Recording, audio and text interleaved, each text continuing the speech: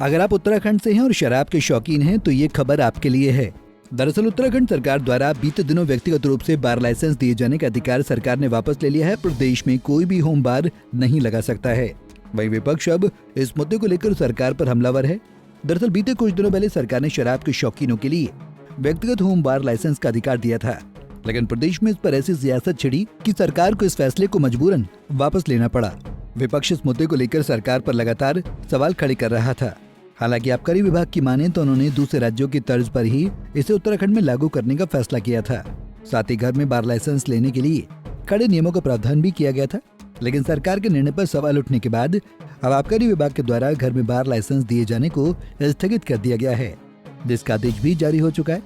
यानी कि अब घर में बार लाइसेंस के लिए आबकारी विभाग के द्वारा परमिशन नहीं दी जाएगी।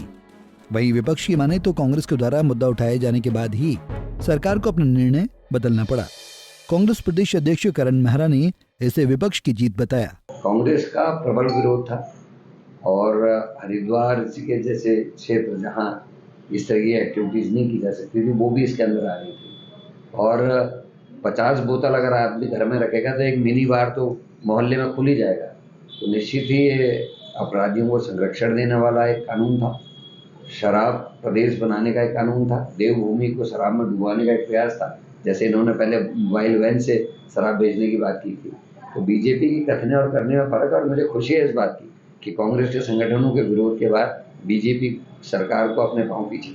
जहां और इस फैसले को कांग्रेस अपनी जीत बता रही है, तो वहीं बीजेपी का कहना है कि कांग्रेस इस भ्रम में न रहे कि विपक्ष के मुद्दे उठाने के बाद ही सरकार ने इस निर्णय को स्थगित किया, बल्कि बीजेपी नेताओं और कार्यकर्ताओं के द्वारा भी इस मुद्दे को उठाया गया और उसी के तहत सरकार ने फिर निर्णय को स्थगित किया। लेकिन ये सब विषय जब सामने आया तो हम सब लोगों ने अपनी भावनाओं को सरकार तक पहुंचाया कि हम नहीं चाहते कि ये काम हो। और मैं मुख्यमंत्री जी का धन्यवाद करना चाहूँगा। हमारी सरकार ने उसका संज्ञान लिया और जन भावनाओं और अपने कार्यकर्ताओं की भावनाओं के अनुरूप उन्होंने निर्णय लिया, इसको विड्रॉ किया। ये कोई कांग्रेस के उठाने मात्र से हुआ है, ये कांग्रेस की गलतफहमी न पाले, क्योंकि हम सब भी जनप्रतिनिधि। कुल मिलाकर देखें तो घर घर में बार खुलने को लेकर कांग्रेस जहां सरकार पर हमलावर है, तो वहीं बीजेपी का कहना है कि शराब को बढ़ावा दिया जाना उचित नहीं है। ऐसे में सवाल कैबिनेट पर भी उठता है कि क्या जब नई आबकारी नीति में ये प्रावधान जोड़ा गया तो फिर कैबिनेट के समक्ष किसी भी कैबिनेट मंत्री ने इसका विरोध क्यों नहीं किया, जिसका खमियाजा आज सरकार को किरकिरी झेलकर फैसले को स्थगित करना पड़ा।